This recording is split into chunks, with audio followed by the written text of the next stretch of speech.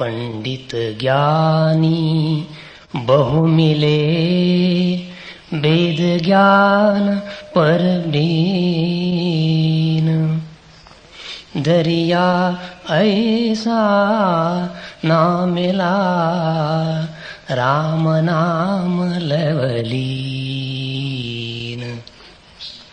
वक्ता श्रोता बहु मिले, करते खेचा तान। दरिया ऐसा ना मिला, जो सन्मुख झेले बान। दरिया साचा सूरमा, सहे शब्द की चोट। लागत ही भाजे भरम,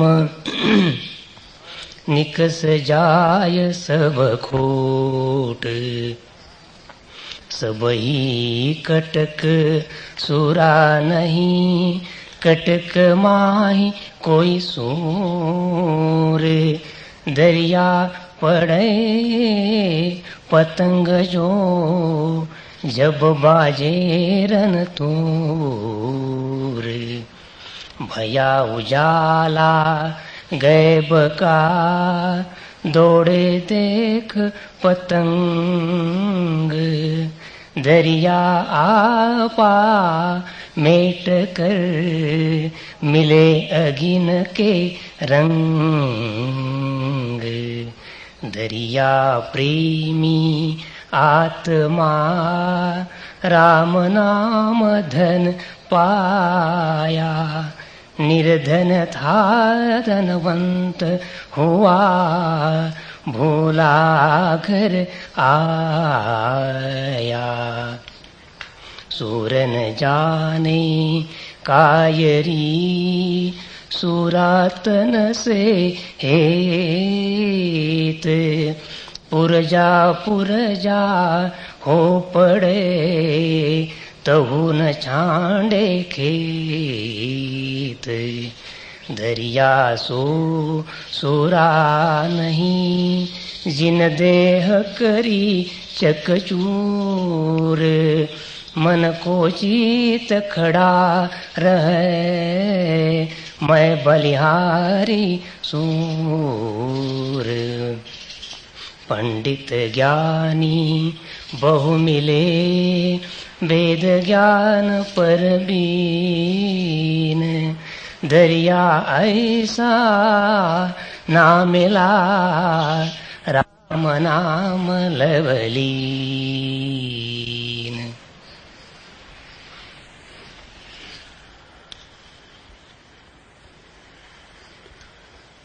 ज्ञान और ज्ञान में बड़ा भेद है, आकाश पाताल का। एक ज्ञान है जो स्वयं का, एक ज्ञान है जो स्वयं का नहीं। जो स्वयं का नहीं है, वह केवल अज्ञान को ढांकने का उपाय है। जो स्वयं का है, उससे ही मिटता है भीतर का अंधियारा। उधार ज्ञान बुझा हुआ दिया है, शायद दिया भी नहीं, दिए की तस्वीर है।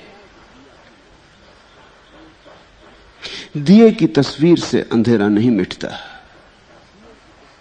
सत्य की तस्वीर से भी नहीं मिटता है। उधार ज्ञान मात्र स्मृति है, बोध नहीं। तुम जागे नहीं, नींद में पड़े हो। स्वप्न में ही तुमने दूसरों की आवाजें सुन ली हैं और संग्रहित कर ली हैं। किसी ने कहा ईश्वर है और तुमने मान लिया। ईश्वर है इसलिए नहीं, किसी भय के कारण, किसी प्रलोभन के कारण। दुनिया में 3 तरह के धार्मिक लोग हैं। एक वे जो भय के कारण धार्मिक है, डरे। कहीं कुछ भूल चूक ना हो जाए, कहीं नरक ना पड़ना पड़े, कहीं कोई पाप ना हो जाए। एक वे जो लोभ के कारण धार्मिक है, स्वर्ग मिले, सुख मिले, भविष्य सुंदर हो, यहां तो बहुत पीड़ा उठा ली है, आगे ना उठानी पड़े। मगर ये दोनों ही धार्मिक नहीं है। धार्मिक व्यक्ति लोभी होगा, भयभीत होगा, तो धार्मिक कैसे होगा? धार्मिक होने की तो अनिवार्य शर्त है कि लोभ और भय विदा हो जाएं। मैंने सुना है राजा भोज के दरबार में बड़े पंडित थे, बड़े ज्ञानी थे, और कभी कभी राजा भोज उनकी परीक्षा लिया करता था। एक दिन वो अपना तोता राजमहल से ले आया दरबार में। बस तोता एक ही रट लगाता था, एक ही बात दोहराता था बार बार, बस एक ही भूल है, बस एक ही भूल है, बस एक ही भूल है। राजा ने अपने दरबारियों से पूछा, ये कौन सी भूल की बात कर रहा है तोता? पंडित बड़े थे, बड़ी मुश्किल में पड़ गए, और राजा ने कहा अगर ठीक जवाब न दिया तो फांसी, ठीक जवाब दिया तो लाखों का पुरस्कार और सम्मान। तो अटकलबाजी भी नहीं चल सकती थी, खतरनाक मामला था। ठीक जवाब क्या हो, तोते से पूछा भी नहीं जा सकता, तोता कुछ और जानता भी नहीं। तोता इतनी कहता है, तुम लाख पूछो, वो इतनी कहता है बस एक ही भूल है। सोच विचार में पड़ गए पंडित, उन्होंने मोहलत मांगी, खोजबीन में निकल गए। जो राजा का सबसे बड़ा पंडित था दरबार में, वो भी घूमने लगा कि कहीं कोई ज्ञानी मिल जाए। अब तो ज्ञानी से पूछे बिना न चलेगा, शास्त्रों में देखने से अब कुछ अर्थ नहीं है, और अनुमान से भी अब काम नहीं होगा। जहां जीवन खतरे में पड़ा हो वहां अनुमान से काम नहीं चलता, तर्क इत्यादि भी काम नहीं देंगे।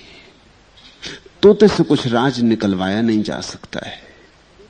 तो पुराने जितने हथकंडे थे सब फिजूल हो गए। वो अनेकों के पास गया, लेकिन कहीं कोई न जवाब दे सका कि तोते के प्रश्न का उत्तर क्या होगा। बड़ा उदास लौटता था राजमहल की तरफ, एक चरवाहा मिल गया। उसने पूछा, पंडित जी बहुत उदास हैं, जैसे पहाड़ टूट पड़ा आपके ऊपर कि मौत आने वाली हो, इतने उदास, बात क्या है? तो उसने अपनी अड़चन कही, दुविधा कही। उस चरवाहे ने कहा, फिक्र न करें, मैं हल कर दूंगा, मुझे पता है, लेकिन एक ही उलझन है, मैं चल तो सकता हूं लेकिन मैं बहुत दुर्बल हूं, और मेरा ये जो कुत्ता है इसको मैं अपने कंधे पर रख के नहीं ले जा सकता, और इसको पीछे भी नहीं छोड़ सकता हूं, इससे मेरा बड़ा लगाव। पंडित ने कहा, तुम इसकी फिक्र छोड़ो, मैं इसे कंधे पर रख लेता हूं। उन ब्राह्मण महाराज ने कुत्ते को कंधे पर रख लिया। दोनों राजमहल पहुंचे। तोते ने वही रट लगाई, एक ही भूल है, बस एक ही भूल है।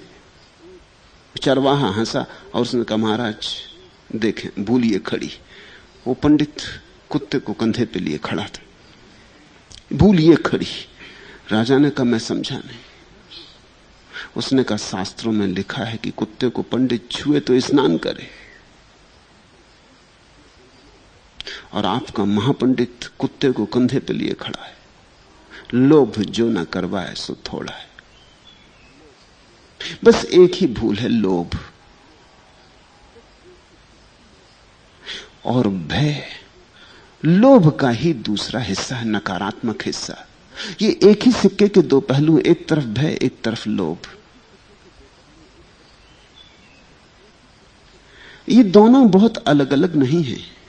इसलिए जो भय से धार्मिक है, डरा है दंड से, वो धार्मिक नहीं।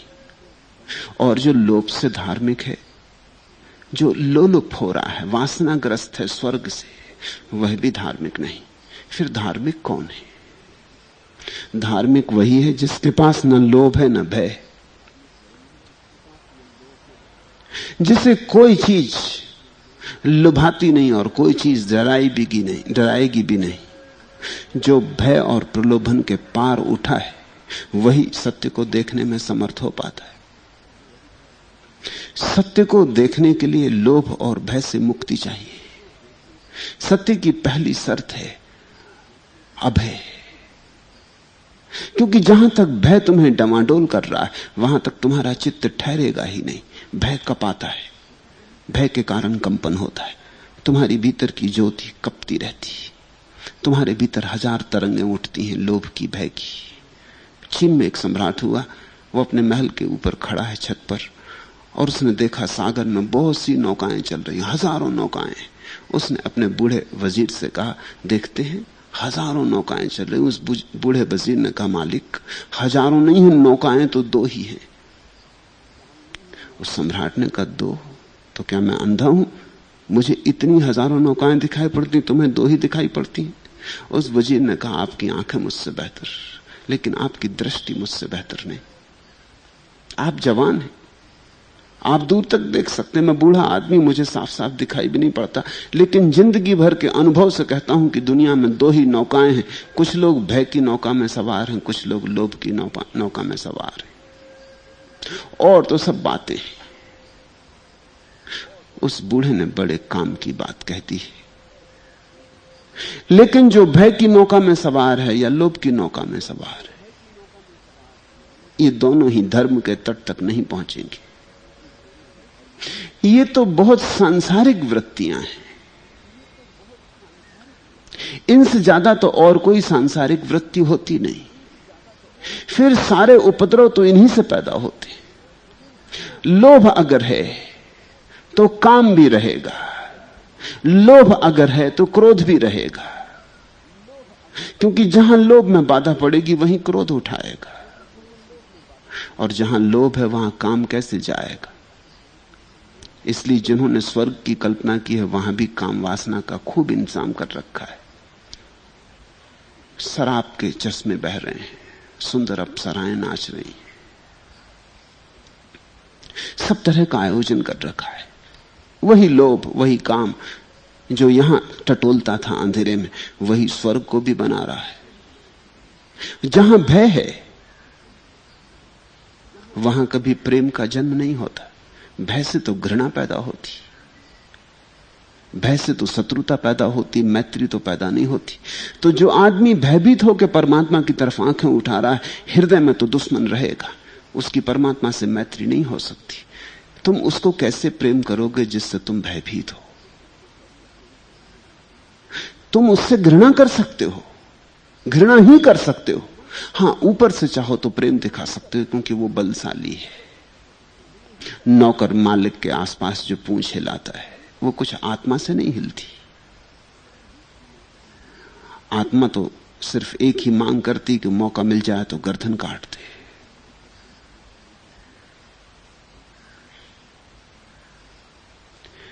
मैंने सुना है एक सिपाही बढ़ते बढ़ते कप्तान हो गया। जब वो कप्तान हो गया तो दो सिपाही उसके आसपास चलते थे, लेकिन वो दोनों सिपाही बड़े हैरान थे। जब भी कोई दूसरा सिपाही, और सैकड़ों सिपाहियों से मिलना होता दिन भर के आवागमन में, जब भी कोई सिपाही खड़े होकर सलामी मारता, जोर से बूट की ठोकर करता, सलाम करता, तो सलाम तो करता था वो कप्तान, लेकिन धीरे से ये भी कहता, वही तुम्हारे लिए भी। वो सिपाही बड़े हैरान थे कि ये क्यों कहता बार बार, वही तुम्हारे लिए भी। एक दिन उन्होंने पूछा कि मालिक, और तो सब ठीक है, लेकिन जब भी कोई आपको सलाम करता तो आप भीतर से ये क्यों कहते हैं धीरे से कि वही तुम्हारे लिए भी? उसने कहा, इसके पीछे राज। मैं कभी सिपाही था, मुझे पता है कि जब सिपाही कप्तान को सलाम करता तो भीतर गाली देता है। मैं जानता हूं, मैं सिपाही था। जब भी भीतर से, बाहर से सलाम करता है, भीतर से अच्छी गालियां देता है। तो ऊपर से तो मैं सलाम कर लेता हूं, भीतर से मुझे पता है कि भीतर असली में वो क्या कह रहा है। तो उसके भीतर के लिए मैं जवाब देता हूं कि वही तुम्हारे लिए भी। जो तुम मेरे लिए कह रहे हो भीतर से, वही मैं भी तुम्हारे लिए कह रहा हूं। वो उसके लिए उत्तर है। मुझे भीतरी बात का पता है। यह आदमी ठीक कह रहा है। तुम जानते हो भली भांति जिसको तुमने भय के कारण नमस्कार किया है, उसके लिए तुम्हारे हृदय में गालियों के अतिरिक्त और कुछ भी ना होगा। और लोग कहते हैं धार्मिक आदमी ईश्वर भीरू होता है। यह बात असंभव है। दुनिया की सभी भाषाओं में इस तरह के शब्द हैं, ईश्वर भीरू, गॉड फीयरिंग। ये बिल्कुल अधार्मिक शब्द हैं। भीरू, भयभीत, तो कैसे ईश्वर को प्रेम करेगा? जिसका ईश्वर से प्रेम है वो ईश्वर से भयभीत नहीं है। ईश्वर से भयभीत हो अगर तो फिर अभय कहां होगा? ईश्वर तक से भयभीत हो तो फिर इस जगत में कहां शरण पाओगे? फिर कहां तुम्हारी प्रार्थना उठेगी? फिर तो गालियां ईश्वर के पास भी उठ रही हैं। महात्मा गांधी कहते थे किसी से मत डरना लेकिन ईश्वर से डरना, और मैं कहता हूं सबसे डरना लेकिन ईश्वर से मत डरना। ईश्वर से अगर डरे तो फिर और कहां? फिर निर्भय की वीणा कहां बजेगी? फिर अभय के स्वर कहां उठेंगे? फिर अभय की अर्चना कहां होगी? फिर अभय की थाली कहां सजेगी? फिर अभय की दीपमाला कहां जलेगी? ईश्वर के साथ भी अगर भय रहा तो फिर तो इस संसार में अभय कहीं भी नहीं हो सकता। ईश्वर कोई सांप बिच्छू नहीं है कि तुम उससे भयभीत हो। ईश्वर तुम्हारा अंतरतम है, तुम्हारे प्राणों का प्राण है। ईश्वर तुम्हारा शुद्धतम रूप है। उससे तुम आए हो, उसमें तुम हो, उसमें ही तुम जाओगे। जैसे लहर सागर से डरे, ऐसा पागलपन है ईश्वर से डरना। लहर और सागर से डरे। लेकिन जिनको हम पंडित कहते हैं, जिनको हम धार्मिक कहते हैं, तपस्वी कहते हैं, महात्मा कहते हैं, जांच कर लेना, दो नाव में सवार मिलेंगे, या तो भय की नाव और या लोभ की नाव।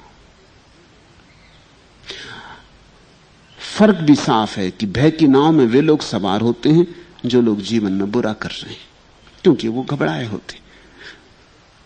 तो बुरे लोगों को तुम भय की नाव में सवार पाओगे, और जिनको तुम भले लोग कहते हो, जो पुण्य करते हैं, दान करते हैं, तप करते हैं, व्रत करते हैं, त्याग करते हैं, उपवास करते हैं, पूजा प्रार्थना करते हैं, इनको तुम लोभ की नाव में सवार पाओगे। जो पाप करते हैं उनको तुम भय से कपते हुए पाओगे, और जो पुण्य करते हैं उनको तुम लोभ से भरे हुए सरोबोर पाओगे। मगर दोनों चूक जाएंगे। परमात्मा तक न तो लोभी पहुंचता है न भीरू पहुंचता है। परमात्मा तक तो वही पहुंचता है जो लोभ और भय दोनों को छोड़ देता। छोड़ते ही पहुंच जाता है, छोड़ते ही क्रांति घट जाती।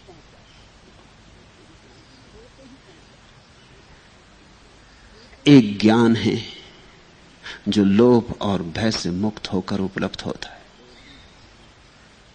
एक ज्ञान है जो केवल लोभ और भय का ही विस्तार है। वो जो दरिया कहते हैं, रंजी शास्त्र ज्ञान की अंग रही लिपटा है। वो जो शास्त्र की धूल लगी थी सारे शरीर में, सारे अंग में, वो गुरु ने एक ही शब्द से गिरा दी। तुम हिंदू क्यों हो? तुम मुसलमान क्यों हो? तुम ईसाई क्यों हो? अपने कारण कि संयोग वसात? तुमने चुना है, तुमने निर्णय लिया है, या कि ये केवल मात्र संयोग की घटना थी कि तुम हिंदू घर में पैदा हो गए तो हिंदू हो, मुसलमान घर में पैदा हो गए तो मुसलमान हो। जो धूल तुम पर पड़ी उसी से तुम भर गए हो। गुरु के पास जाके ना तुम हिंदू रह जाओगे, ना मुसलमान, ना ईसाई। रंजी शास्त्र ज्ञान की, वो सारे शास्त्र की ज्ञान की जो धूल है वो झाड़ देगा। वो तुम्हें नहलाएगा, वो तुम्हें धुलाएगा, वो तुम्हें ताजा करेगा, वो तुम्हें वही करेगा जैसे तुम हो। वो ऊपर की सब खोलें अलग कर देगा, तुम्हारे ऊपर जितने वस्त्र हैं सब हटा देगा, तुम्हारे ऊपर बाहर के तुमने जितने आडंबर कर रखे हैं वो सब तोड़ देगा। इसलिए धार्मिक व्यक्ति को बड़ा साहसी होना चाहिए। तो भयभीत व्यक्ति तो कैसे इस यात्रा पर जाएगा?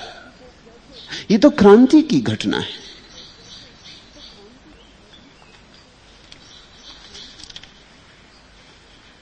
कोई देता है दरे दिल पे मुसलसल आवाज और फिर अपनी ही आवाज से घबराता है। अपने बदले हुए अंदाज का एहसास नहीं, मेरे बहके हुए अंदाज से घबराता है। साज उठाया है कि मौसम का तकाजा था यही, कांपता हाथ मगर सांस से घबराता है। राज को है किसी हमराज की मुद्दत से तलाश और दिल सोहबते हमराज से घबराता है। शौक यह है कि उड़े वह तो जमीन साथ उड़े, हौसला यह है कि परवास से घबराता है। मेरी तेरी तकदीर में आसाइश अंजाम नहीं, एक ही शोर से आगाज से घबराता है। कभी आगे कभी पीछे कोई रफ्तार है यह, हमको रफ्तार का आहंग बदलना होगा।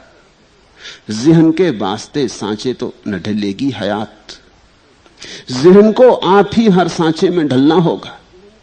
यह भी जलना कोई जलना है कि सोला न धुआं, अब जला देंगे जमाने को जो जलना होगा।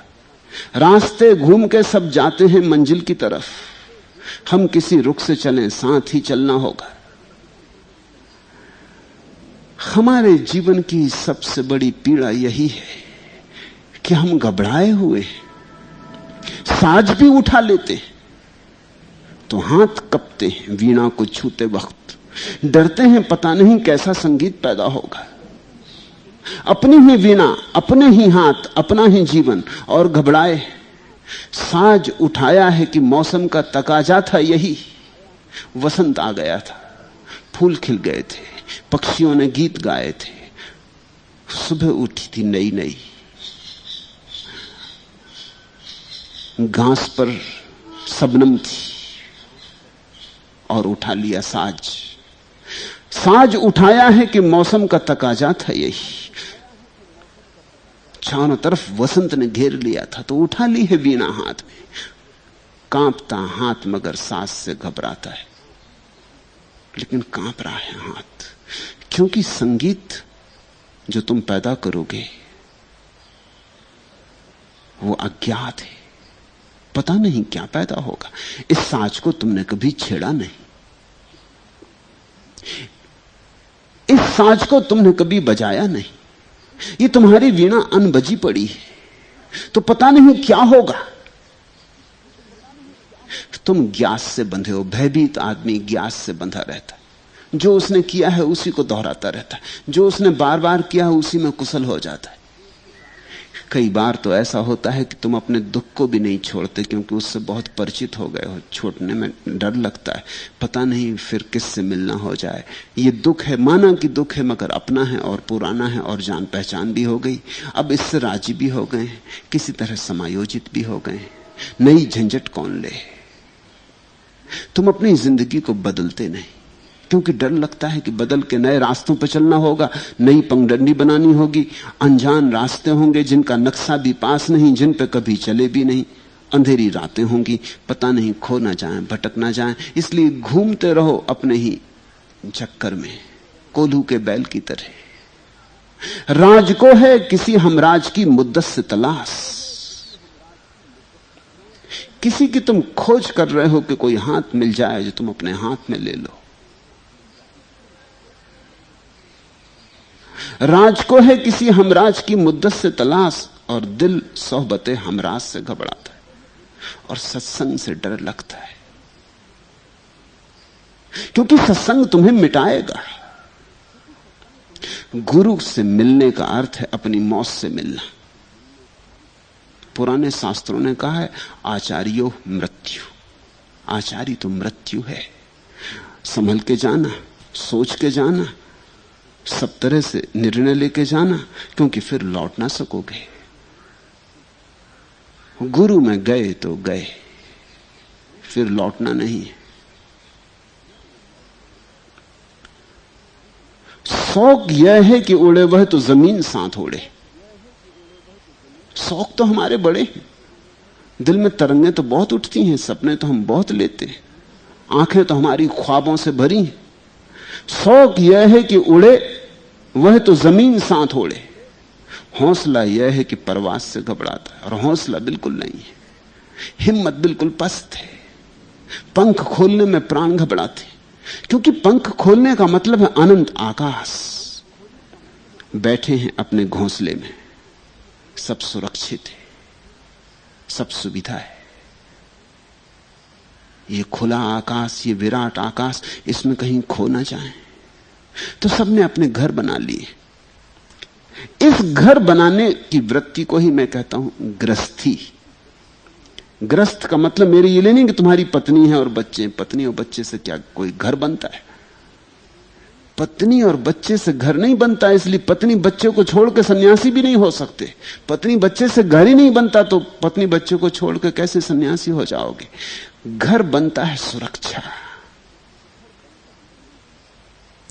घर बनता है कमजोरी से, घर बनता है भय से, घर बनता है सदा सीमा के भीतर रहने से। गृहस्थी का अर्थ होता है जो आदमी कभी अपने घोंसले के बाहर नहीं जाता, जो पंख ही नहीं मारता, नए से जो संबंध नहीं बनाता। हिंदू घर में पैदा हुआ है तो हिंदू ही मर जाएगा। हिंदू घर में पैदा होना तो अच्छा है, लेकिन हिंदू घर में ही मर जाना दुर्भाग्य। मुसलमान पैदा हुआ तो मुसलमान घर में ही मर जाएगा। जैसा पैदा हुआ है उसी सीमा में घूमता कोल्हू के बैल की तरह वहीं समाप्त हो जाएगा, एक दिन वहीं गिर जाएगा। नए आकाश, नए आयाम, नई दिशाएं पुकारती रहेंगी और तुम हौसला ना करोगे। शौक यह है कि उड़े वह तो जमीन साथ उड़े, हौसला यह है कि परवास से घबराता है। पंख खोलने में प्राण अटकते।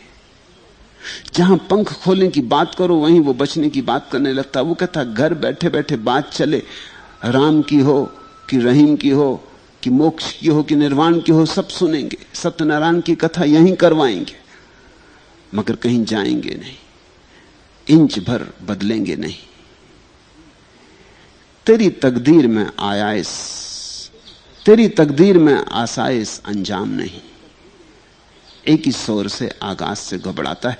अगर ऐसी बात है कि क्रांति से इतना डर है, कि क्रांति की आवाज से इतना डर है, तो फिर तेरी किस्मत में सुख की कोई संभावना नहीं। तेरी तकदीर में आसाइश अंजाम नहीं।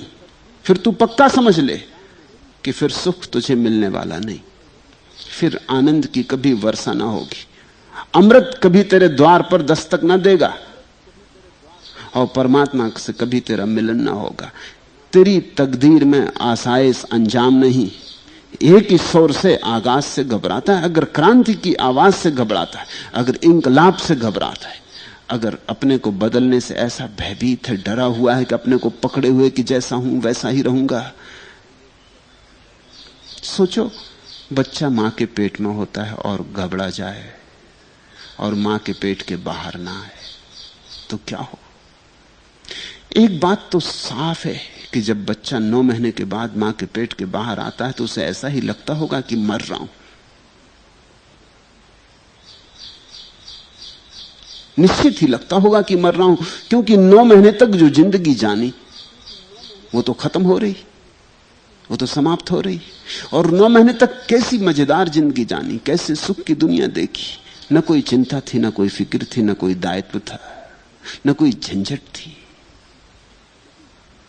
सोए थे क्षीर सागर में, विष्णु बने। तुम्हें पता ना, मां के पेट में ठीक समुद्र के जल जैसा जल होता है, उसी जल में बच्चा तैरता है। मां के शरीर की गर्मी उस जल को गर्म रखती, जैसे कभी गर्म टब में तुम बैठ जाते हो और सुख से डूब जाते हो, ऐसा बच्चा 9 महीने उस गर्म जल में तैरता है। वो क्षीर सागर है।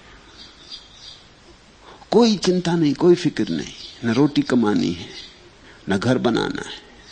श्वास तक अपनी लेने की फिक्र नहीं। मां ही श्वास लेती है, मां ही भोजन पचाती है, मां ही खून पहुंचाती। सारा काम कोई कर रहा है, उसे उसके पता भी नहीं, धन्यवाद भी देने की झंझट नहीं। सब हो रहा है, अपने आप हो रहा है। परमात्मा सब कर रहा है। फिर एक दिन अचानक इस अपूर्व घर से उजड़ने की घड़ी आ जाती, निकलना पड़ता है इस घोंसले के बाहर। तो बच्चा घबराता है, घबराता ही होगा। मनोवैज्ञानिक कहते हैं कि जीवन की सबसे बड़ी पीड़ा जीवन के पहले दिन घटती, फिर तो सब पीड़ाएं छोटी हैं। उसको ट्रॉमा कहते हैं मनोवैज्ञानिक, कि वो इतना बड़ा घाव हो जाता है बच्चे को, अचानक उखड़ना पड़ता है। बस गए थे, और 9 महीने तुम थोड़ा मत समझना, तुम्हें थोड़े लगते हैं 9 महीने, बच्चे के लिए तो 9 महीने अनंत काल है। क्योंकि न तो घड़ी है न कैलेंडर है, कोई जांच पड़ताल तो है नहीं।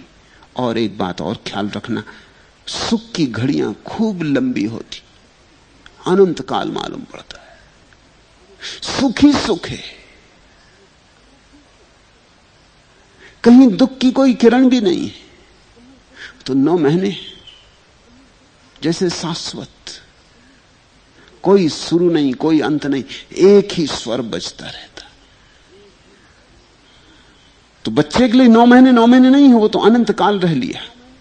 अब इस अनंत काल रहने के बाद अचानक एक दिन उखड़ना पड़ रहा है, सब छोड़ना पड़ रहा है।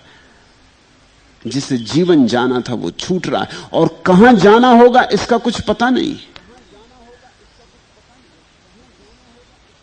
तो बच्चा भी रुकने की कोशिश करता है, इसी से पीड़ा होती मां को। बच्चा रुकने की कोशिश करता है, बच्चा अपने को वहीं जमाए रखने की चेष्टा करता है, आना नहीं चाहता जगत में। जगत का उसे पता भी नहीं है, लेकिन अगर ना आए तो मरेगा। जिसको वो मृत्यु समझ रहा है वो एक नए जीवन की शुरुआत है, और अगर वो जिद करके वहीं रुक जाए तो जिसे वो अब जीवन समझ रहा है वो मृत्यु में परिणित हो जाएगा। वो कक्षा पार हो गई, अब उसके आगे जाना है, अब खतरा मोल लेना है। क्योंकि खतरा मोल लिए बिना जीवन में कोई विकास नहीं होता। अब चुनौतियां झेलनी, बच्चा पैदा होगा, रोज रोज चुनौतियां बढ़ती जाएंगी, रोज रोज। जैसे जैसे बड़ा होगा वैसे वैसे संसार का दायित्व और संघर्ष और उपद्रव बढ़ते जाएंगे, और जैसे जैसे बड़ा होगा वैसे वैसे और घर भी छोड़ने होंगे। 5-7 साल का हो जाएगा तो स्कूल जाना पड़ेगा, फिर एक झंझट।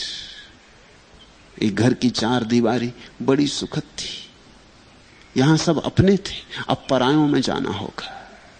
अब पता नहीं वे कैसा व्यवहार करेंगे। निश्चित वे ऐसा ही व्यवहार तो नहीं करेंगे जैसा मां करती थी, पिता करते थे, भाई बहन करते थे। डरता है बच्चा। तुमने देखा ना छोटे बच्चों को स्कूल भेजते वक्त कैसी घबराहट होती, कैसा लौट लौट के घर की तरफ देखता है। वो गृहस्थी का मन है, अनजान में जा रहा है, पता नहीं कौन मिलेंगे, कैसे लोग मिलेंगे, क्या व्यवहार करेंगे। अब तक सुरक्षा में पला है, अब असुरक्षा में उतर रहा है। फिर स्कूल है और कॉलेज है और विश्वविद्यालय है, और फिर विश्वविद्यालय के बाद एक दिन विवाह है और एक नया घर उसे अपना बनाना होगा। अब सारा दायित्व उसका है, अब उस पर जिम्मेदारियां बढ़ती जाती। अब उसके बच्चे होंगे, उनकी भी जिम्मेदारी उस पर होगी। अब संघर्ष में उतर गया, पूरे संसार के बाजार में खड़ा होगा। ये आत्मविकास के लिए अनिवार्य है। ऐसी ही अंतर यात्रा पर भी घड़ियां हैं, ऐसी ही ठीक मील के पत्थर है, वहां भी क्रांति के लिए तैयार होना पड़ता है। तुमने जो ज्ञान इकट्ठा कर लिया शास्त्रों का, वो तो ठीक है, काम चला हुआ है, उसे छोड़ना होगा। तुम्हें स्वयं ही उतरना होगा इस अनंत के आकाश में, पर मारने होंगे। कभी आगे कभी पीछे, कोई रफ्तार है यह। हमको रफ्तार का आहंग बदलना होगा, हमें रफ्तार का ढंग बदलना होगा। ज़हन के वास्ते सांचे तो न ढालेगी हयात, और जिंदगी तुम्हारे ढंग से नहीं चल सकती, याद रखना। तुमने जिंदगी को अपने ढंग से चलाना चाहा कि तुम दुख में पड़े, यही तो दुख है, सारा संताप यही है। जगत का दुख क्या है कि तुम जिंदगी को अपने ढंग से चलाना चाहते हो। तुम कहते हो ये जिंदगी का व्यवहार मेरे ढांचे में हो, मैं जैसा चाहूं वैसा हो। तुम चाहते हो ये नदी मेरे पीछे चले, ये नदी तुम्हारे पीछे नहीं चलेगी। तुम इसी नदी की छोटी सी लहर हो, लहर के पीछे नदी कैसे चल सकती है? लहर को ही नदी के साथ चलना होगा, अंग को विराट के साथ चलना होगा, विराट अंग के साथ नहीं चल सकता। हम तो छोटे छोटे हिस्से हैं, मगर जिंदगी भर हम यही तो कोशिश करते हैं, यही तो अहंकार की घोषणा है कि मैं सिद्ध कर दूंगा कि जिंदगी मेरे पीछे चलती, कि अस्तित्व मेरे पीछे चलता है, कि परमात्मा साये की तरह मेरे पीछे आता है। यही दुख है। अहंकार दुख का मूल है। जहन के वास्ते सांचे तो न ढालेगी हयात।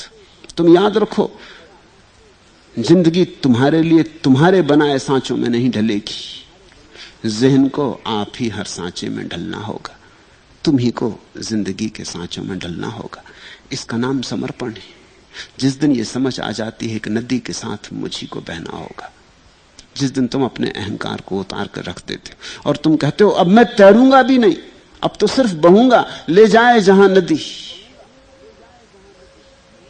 गिराए पर्वतों से तो गिरूंगा, डुबाए सागरों में तो डूबूंगा, ले जाए जहां नदी, भाप बन के उड़ेगी बादलों में तो उड़ूंगा, ले जाए जहां नदी। अब अपनी इच्छा छोड़ता हूं, अपनी मर्जी छोड़ता हूं। यही तो राम के होने का अर्थ है।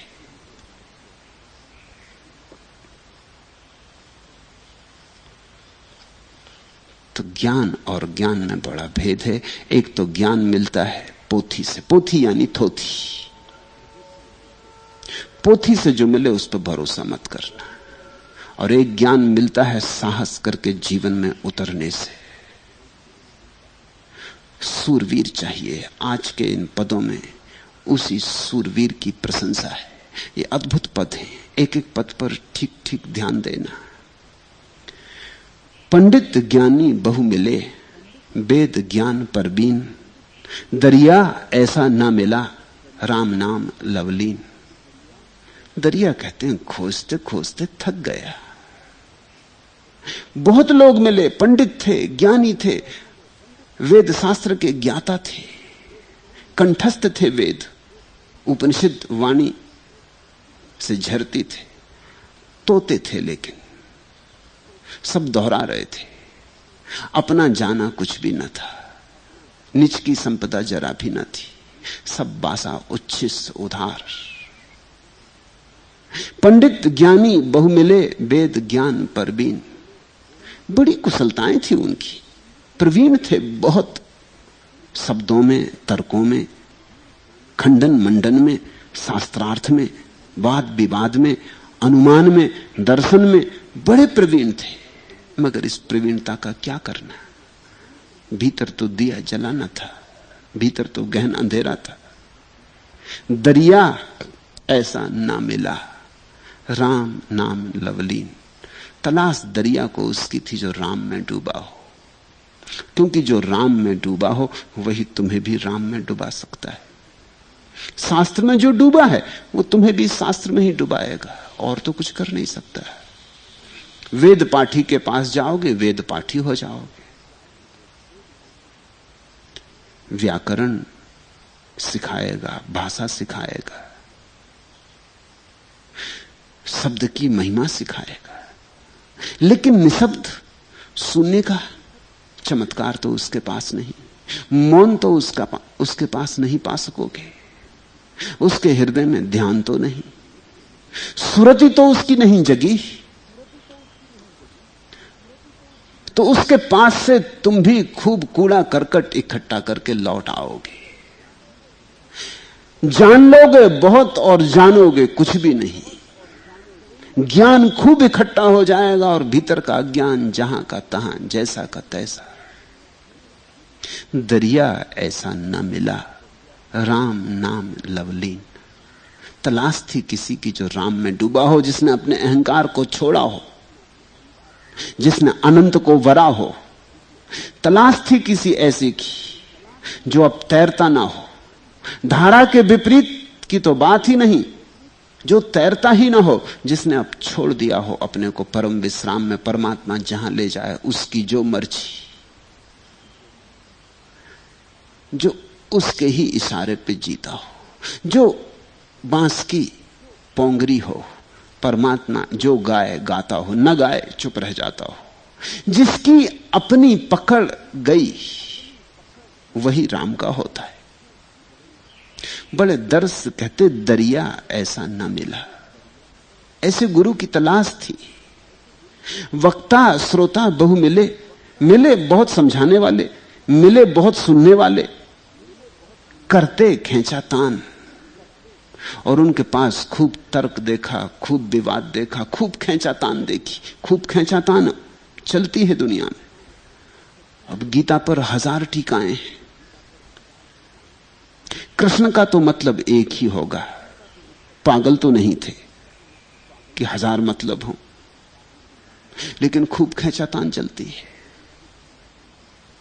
ज्ञान मार्गी सिद्ध करता है कि गीता का अर्थ ज्ञान, और भक्ति मार्गी सिद्ध करता है कि गीता का अर्थ भक्ति, और कर्म मार्गी सिद्ध करता है कि गीता का अर्थ कर्म। शंकर से पूछो तो ज्ञान, रामानुज से पूछो तो भक्ति, तिलक से पूछो तो कर्म।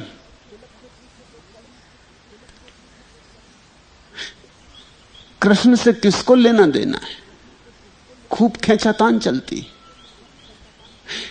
कृष्ण ने क्या कहा है, ये तो कृष्ण हुए बिना नहीं कहा जा सकता। कृष्ण ने जो कहा है वो तो कृष्ण होकर ही जाना जा सकता है। कृष्ण में होकर ही कृष्ण की वाणी का अर्थ खुल सकता है, व्याख्याओं से नहीं खुलेगा। लेकिन खूब खींचातान चलती। देखी होगी दरिया ने, वक्ता श्रोता बहु मिले, करते खींचातान। दरिया ऐसा ना मिला जो सन्मुख झेले बान। लेकिन खोज थी उसकी जो परमात्मा के वाण को हृदय खोल के झेल ले। ऐसे हिम्मतवर की, ऐसे दिल वाले की कि जो परमात्मा के वाण को हृदय खोल के झेल ले। जो कहे मुझे मारो ताकि मैं तुम में जी सकूं, जो कहे मेरी मृत्यु बनो ताकि तुम मेरे जीवन हो जाओ, जो कहे मुझे मिटा दो, मुझे पोंछ दो, मेरी रूपरेखा ना बचे ताकि तुम ही तुम बचो, मैं ना रहूं। दरिया ऐसा ना मिला जो सन्मुख झेले बान। धार्मिक तो वही हो सकता है जो मरने को तैयार है। इसलिए तो मैं कहता हूं कि मेरे पास आए तो सोच समझ के आना, मैं मृत्यु सिखाता हूं। यह पाठ मरने का पाठ है। मैं यहां तुम्हें सजाने के लिए नहीं हूं कि तुम्हें थोड़ा सजा दूं, तुम्हें थोड़ा सुंदर बना दूं, कि तुम्हें थोड़े और आभूषण दे दूं, कि तुम थोड़े और पंडित और ज्ञानी होकर लौट जाओ, कि तुम थोड़े और अकल से भर जाओ, कि तुम दुनिया को समझाने लगो, कि दुनिया में तुम त्यागी और महात्मा बनने लगो। नहीं, यहां आए हो तो मिटने की तैयारी चाहिए। जो सन्मुख झेले बान। ध्यान मृत्यु है। सूली अपने कंधे पे लेके जो चले वही सन्यासी है। जो अहंकार के जगत में मरने को प्रतिपल तैयार रहे वही सन्यासी है। जो मौत का स्वागत करे वही सन्यासी है। जिसे एक बात समझ में आ गई है कि मेरे रहते तो दुख रहेगा, मैं ही दुख का मूल हूं, मैं हूं तो दुख है, मैं हूं तो नरक है, तो जो परमात्मा से एक ही प्रार्थना करे कि प्रभु मुझे मिटाओ, अब बहुत हो गया ये खेल, अब मुझे डुबाओ। क्योंकि ये कुछ मामला ऐसा है कि यहां जो डूबते हैं वही किनारे लगते हैं। जिन्होंने किनारे लगने की कोशिश की वो तो डूब जाते, यहां जो डूबते हैं वो किनारे लग जाते।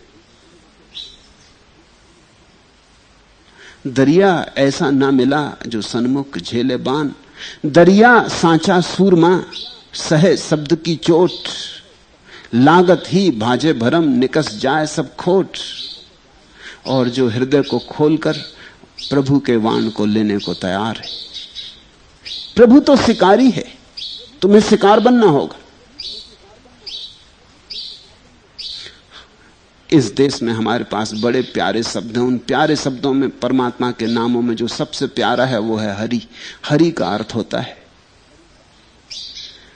जो तुम्हारे हृदय को चुरा के ले जाए। हरि का अर्थ होता है चोर। हर ले, झपट ले, लूट ले।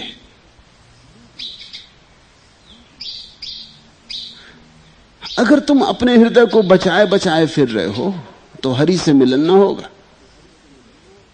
ये तो सौभाग्य है तुम्हारा कि वो तुम्हारे हृदय की तरफ आकर्षित हो जाए और तुम्हें लूट ले। बुलाओ उसे और हृदय को ऐसी जगह रख दो कि जहां उसे अड़चन ना हो लूटने में। खोल के रख दो।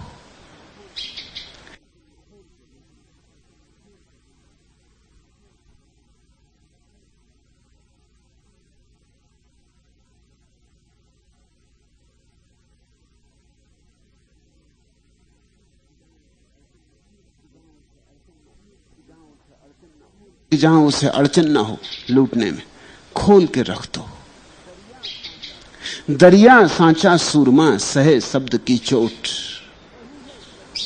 वही है सच्चा हिम्मतवर जो सत्य शब्द की चोट सह सके। बहुत कठिन है। झूठे शब्द बड़े प्यारे लगते हैं।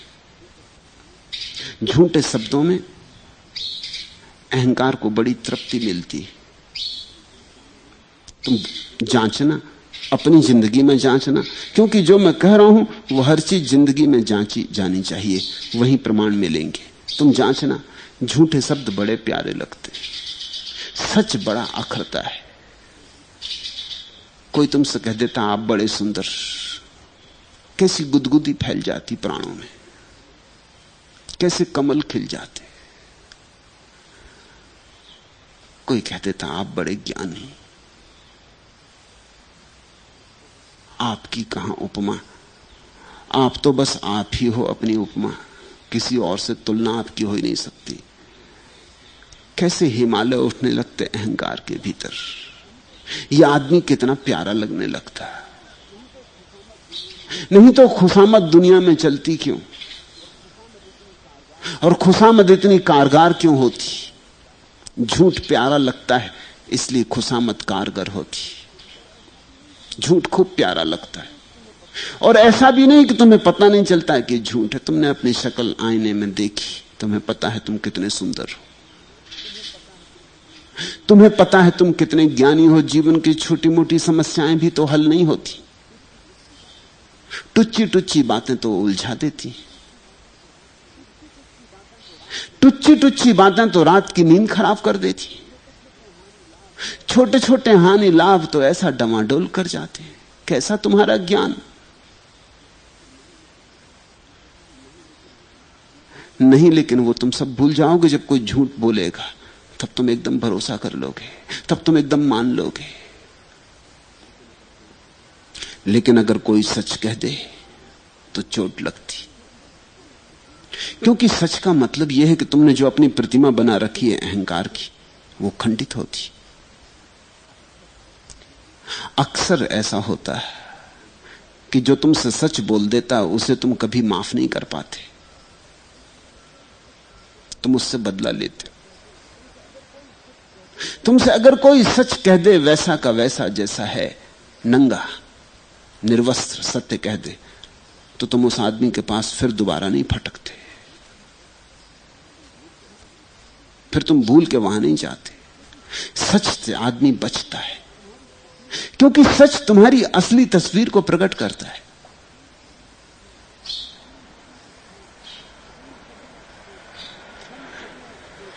हम सबने एक प्रतिमा बना रखी है अपने मन में कि हम ऐसे हैं, या कम से कम ऐसे होने चाहिए, या कम से कम ऐसे होते। और जब भी कोई उस प्रतिमा को सहारा देता है हमें प्यारा लगता है। किनको तुम अपने मित्र कहते हो?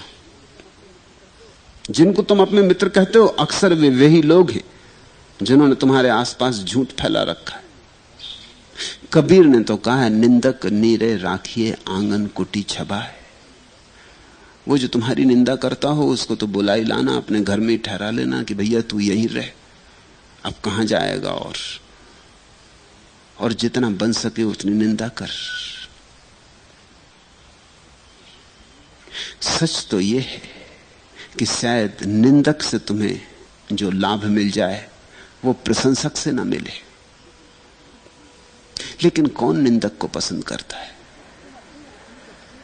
तुम अपनी असली तस्वीर तो देखना ही नहीं चाहते।